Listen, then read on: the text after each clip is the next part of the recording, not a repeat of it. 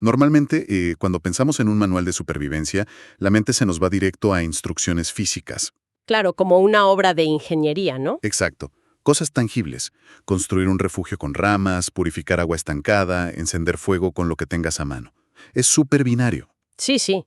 Haces los pasos, vives, te equivocas y, bueno, la naturaleza hace lo suyo, sin piedad. Y nos aferramos a esa idea mecanicista porque, nos da una falsa sensación de control. Totalmente. Nos tranquiliza pensar que sobrevivir es solo una lista de tareas que puedes memorizar por si acaso llega el desastre. Pero a ver, cuando entramos en el mundo de la supervivencia psicológica, específicamente bajo un horror que es absoluto y sistemático, ese manual de instrucciones físicas se desintegra. Se hace polvo, literalmente. Sí.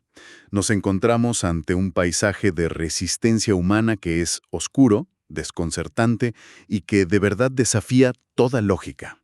Es que, fíjate, es la definición misma de aguas inexploradas para la mente. Cuando todo tu entorno exterior está diseñado meticulosamente para aniquilarte, la única trinchera que te queda es tu espacio interior. ¡Wow! ¡Qué forma de ponerlo!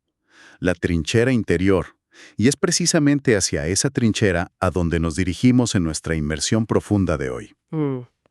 El objetivo de hoy es desentrañar cómo el ser humano puede no solo resistir, sino encontrar propósito, sentido e incluso una razón para aferrarse a la vida en las peores circunstancias imaginables.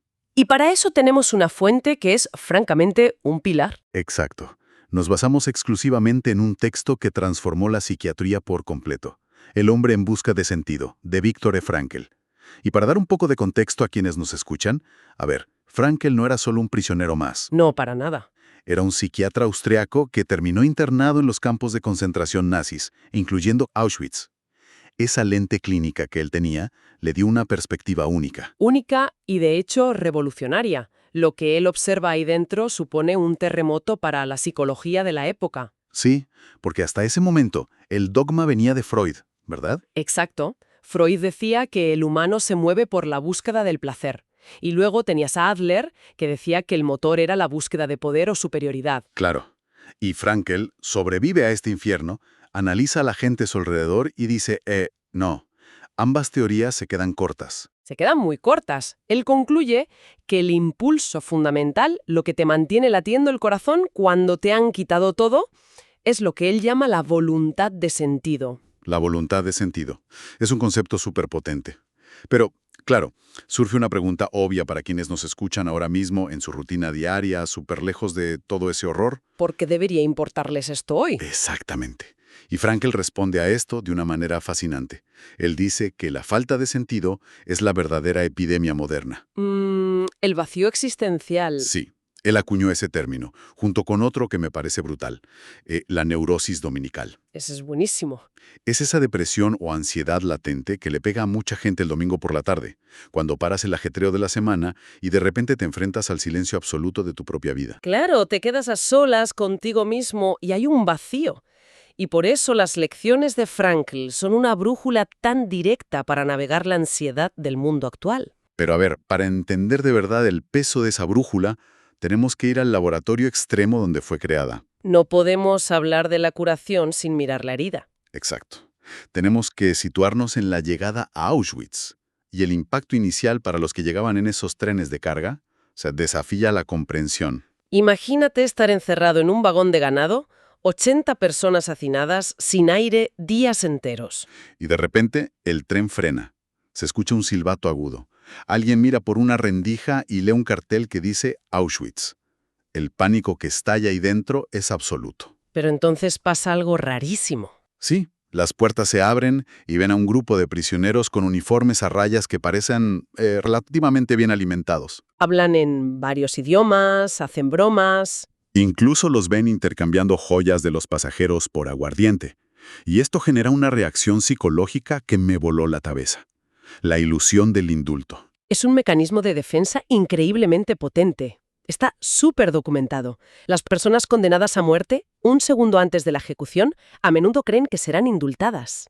Como que el cerebro rechaza procesar la muerte inminente. Exacto. Al ver a estos prisioneros con aspecto casi normal, la mente se aferra a esa imagen. Piensan, quizás esto no sea un matadero. Quizás yo pueda ser como ellos. Lo cual es una locura porque esos prisioneros eran solo una élite temporal encargada de procesar los trenes antes de morir ellos mismos. Sí, una crueldad tremenda. Y esa pequeña burbuja de esperanza falsa se revienta casi al instante con lo que Frankl llama el juego de los dedos. Uf, esa parte es escalofriante. Hacen formar a toda esta gente exhausta frente a un oficial de las SS, un tipo impecable que, con una casualidad aterradora, solo mueve su dedo índice, a la izquierda o a la derecha. Como si estuviera decidiendo qué cenar. Tal cual. Frankl llevaba el manuscrito del trabajo de toda su vida escondido bajo el abrigo. Llega su turno, el oficial duda, lo toma por los hombros y lo gira hacia la derecha. Y ese simple movimiento era la frontera entre existir y no existir. A la izquierda ibas directo a las cámaras de gas. Casi el 90% de su transporte fue a la izquierda. Solo a los de la derecha, por considerarlos aptos para el trabajo forzado, les dejaban respirar un rato más. Pero a partir de ahí empieza el desmantelamiento total del individuo. Les quitan absolutamente todo. Ropa, zapatos, les afeitan todo el pelo. Frankl dice que solo les queda su existencia desnuda. Él intenta rogarle a un prisionero veterano que le deje conservar su manuscrito, ¿y sabes qué le contesta el veterano? Una sonrisa burlona. Sí, y un grito tajante, mierda. Ya está. En ese segundo se borra su identidad. Vale, vamos a desglosar esto, porque a mí me parece que la mente no puede asimilar algo así de golpe. No, colapsaría. Exacto. Yo lo veo como el sistema de airbags de un coche. A ver, explícame esa analogía. Imagina un choque a 100 por hora. Si el cuerpo absorbe esa energía de golpe contra el volante, te destruyes por dentro. El airbag explota para amortiguar esa fuerza letal. En la mente de los prisioneros, ese airbag psicológico fue el shock inicial. Desplegaron una especie de curiosidad fría. Sí, un humor macabro. En vez de llorar, sentían curiosidad científica por saber si se iban a morir de neumonía por estar desnudos en el hielo. O celebraban que de las duchas realmente salía agua y no gas venenoso. Es brutal. La mente se disocia para amortiguar un impacto que destrozaría la psique en un segundo. Y lo que la ciencia médica descubre aquí es alucinante, porque todos los libros de texto decían que el cuerpo no podía sobrevivir sin dormir ciertas horas o en frío extremo sin enfermar. Pero sobrevivieron. Sí, dormían apilados sobre tablas de madera dura, usaban zapatos congelados como almohadas, las heridas abiertas cicatrizaban, las encías no sangraban pese a la falta de vitaminas. La resiliencia del cuerpo humano los dejó atónitos. Pero, claro, ese airbag, esa curiosidad protectora, no dura para siempre. No puede. Una vez que la realidad se asienta y ves que esto es permanente, la mente necesita otra estrategia. Y ahí entramos en la segunda fase, la apatía. Un repliegue hacia el interior. Que no es pereza, ojo. Es una muerte emocional transitoria para poder sobrevivir. Tienen que dejar de sentir asco o piedad. Hay una escena que Frankl cuenta que es, durísima. Él está tomando su sopa caliente en la barraca de los enfermos de tifus. Un compañero suyo con el que acababa de hablar acaba de morir ahí mismo. ¿Y qué hace él? Sigue tomando su sopa. Observa sin inmutarse cómo arrastran el cadáver de su amigo por unas escaleras de tierra. La cabeza va golpeando cada escalón. Los ojos del muerto lo miran por una ventana. Y él sigue tomando la sopa. Sigue sorbiendo, concentrado en el calor del líquido. Él mismo dice que si no fuera psiquiatra observándose a sí mismo, ni se habría dado cuenta de lo normal que era su falta de emoción. Es que la emoción fue extirpado quirúrgicamente por el cerebro. Pero hay algo muy importante aquí, y es el dolor del insulto frente al dolor físico. Totalmente, porque uno pensaría que el dolor físico era lo peor. Pero Frankl cuenta que una vez paró a tomar aire un segundo mientras cavaba en una tormenta de nieve. Un guardia lo ve y en vez de pegarle o gritarle, simplemente recoge una piedra del suelo y se la tira, como si fuera un perro callejero. Uf, la degradación moral. Dijo que eso le dolió en el alma mucho más que cualquier paliza, ser tratado como una bestia. Pero fíjate, frente a esa degradación exterior tan hostil, pasa algo increíble en el interior. Aquí es donde me debato un poco. ¿Cómo puede coexistir esa apatía total por fuera con una vida interior tan rica? ¿Cómo lo ves tú? Se me ocurre la imagen de un árbol en pleno invierno. Si ves un roble en la nieve, parece muerto. Sin hojas, la corteza helada, apatía total. Claro. Pero no está muerto.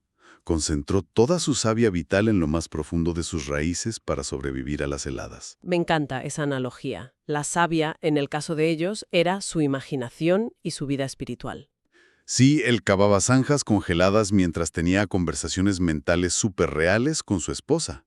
Las detallaba muchísimo. La escuchaba, la veía sonreír. De ahí saca esa frase tremenda. La salvación del hombre es a través del amor y en el amor. Incluso sin saber si ella estaba viva o no. Exacto. El amor se sostenía por sí mismo. Y no solo el amor, también desarrollaron un aprecio por el arte y la naturaleza. ¿Sí? Salir corriendo de la barraca solo para ver una puesta de sol en los bosques bávaros, o ese pajarito que se posó en el montículo de tierra justo cuando él sentía que su esposa estaba a su lado. Lo fascinante aquí es que todo esto no era un lujo, era necesidad biológica. Los que perdían esa vida interior morían. Lo de los cigarrillos. Eso mismo. En el campo, los cigarrillos se cambiaban por sopa. Cuando alguien se rendía, no cambiaba su cigarrillo, se sentaba y se lo fumaba. Ya sabían que en 48 horas estaba muerto. Exacto. Y ahí Frank Luzanich. Quien tiene un porqué para vivir puede soportar casi cualquier cómo. Y aquí es donde se pone realmente interesante para nosotros hoy. Porque Frankl toma esta observación extrema y dice, bueno, si el sentido te mantiene vivo en el infierno, ¿cómo aplicamos esto en el mundo real? Así nace la logoterapia. Y él le da la vuelta por completo a la gran pregunta. Solemos preguntar cuál es el sentido de la vida, como si la vida nos debiera una respuesta. Como si fuera un menú de restaurante, ¿no? Exacto.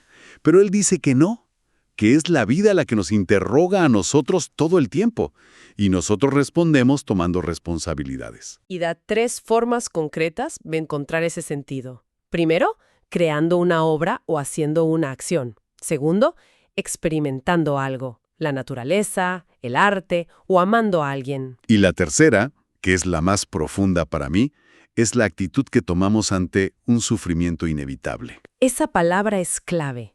Inevitable.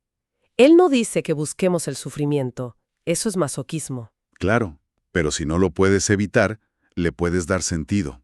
Como la anécdota del médico anciano. Ah, esa intervención clínica es magistral. Es alucinante. Llega este médico anciano súper deprimido porque su esposa murió y él la amaba muchísimo.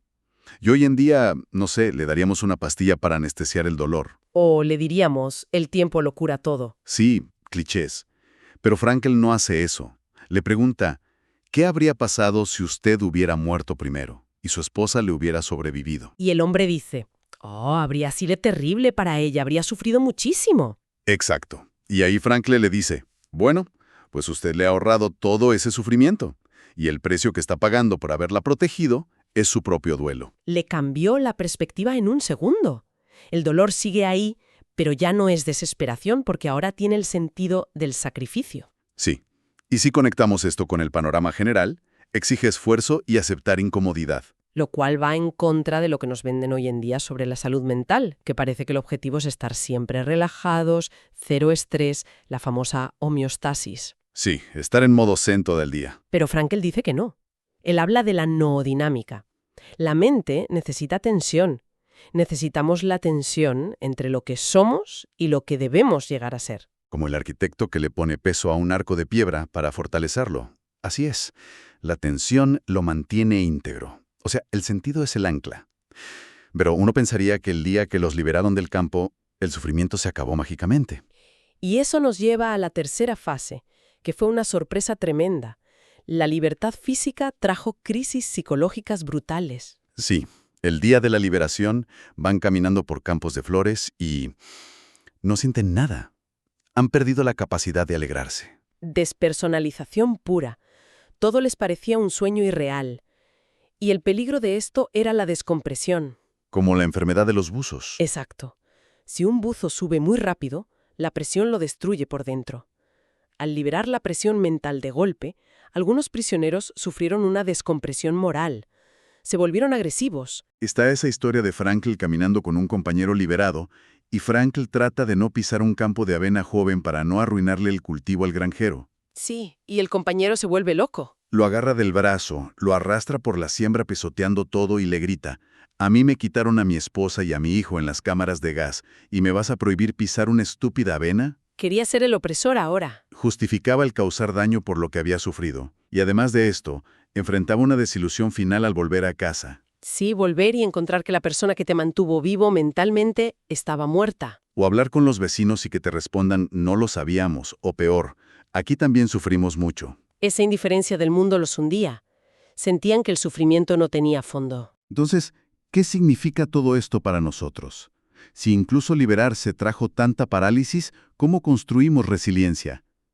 Frankl tiene una técnica brutal, la intención paradójica. Esa técnica es fascinante, porque ataca el bucle del miedo. Sí, la idea de que el miedo provoca lo que tememos, y buscar algo obsesivamente, como dormir, lo hace imposible. El bucle de ansiedad. Tienes miedo a tartamudear, te pones ansioso y tartamudeas más. El caso del paciente que sudaba es el mejor ejemplo. Un hombre aterrado de sudar en público. Evitaba salir. Y Frankl, de forma súper contraintuitiva, le dice que la próxima vez que empiece a sudar, se diga a sí mismo: antes sudaba 1 litro, pero hoy les voy a demostrar que puedo sudar 10. Le pide que lo desee a propósito. Con un humor exagerado. Y al hacer eso, el paciente no pudo sudar. El miedo colapsó porque le metió voluntad consciente y humor. Se curó en 1 semana. Y ese control sobre nuestra actitud es el núcleo de su optimismo trágico. Que es decir sí a la vida a pesar del dolor. Exactamente. Decir sí a pesar de la culpa, el dolor y la muerte inevitable.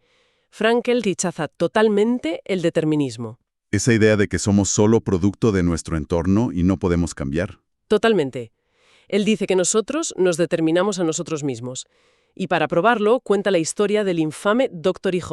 El asesino en masa de Steinhoff. Ese mismo, un médico nazi que lideró el programa de eutanasia, un sádico puro. Cualquier psicólogo diría que ese hombre era un monstruo irrecuperable por genética o entorno. Pero lo capturan los soviéticos y termina en la prisión de Moscú, en Lubyanka. Y años después, Frankl se entera de que el Dr. IJ murió de cáncer ahí dentro. Pero antes de morir, se había transformado en el compañero de celda más moral y compasivo que nadie hubiera visto. Dedicó sus últimos meses a consolar a los demás. El ser humano siempre tiene la libertad de cambiar. Lo que nos lleva al resumen de todo esto. Te pueden quitar todo menos la última de las libertades humanas. Elegir qué actitud tomar ante cualquier situación. Por eso él dice que solo hay 2 razas de hombres: los decentes y los indecentes. Y están mezclados en todas partes. Guardias nazis que daban pan a escondidas y prisioneros que torturaban a los suyos.